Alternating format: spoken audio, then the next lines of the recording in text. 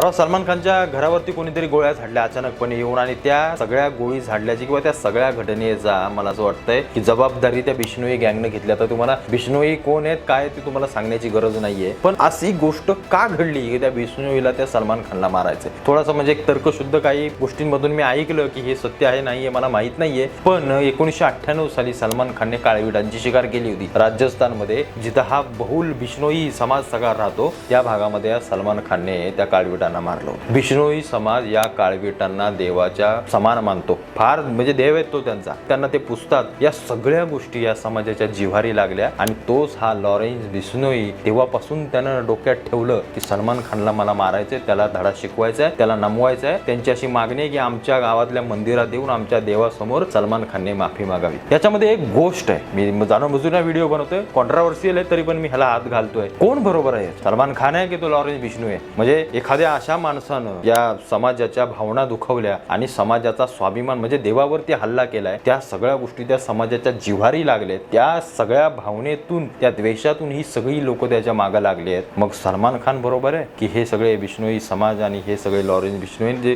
त्यांना आज गुंड म्हणून म्हटलं जातंय, हे सगळे बरोबर आहेत? काही कळायला मार्ग नाहीये. खरोखर भावना किती महत्वाच्या असतात आणि मनाला लागलेली जखम कुठपर्यंत घेऊन जाते याचं हे उत्तम आणि जिवंत उदाहरण आहे.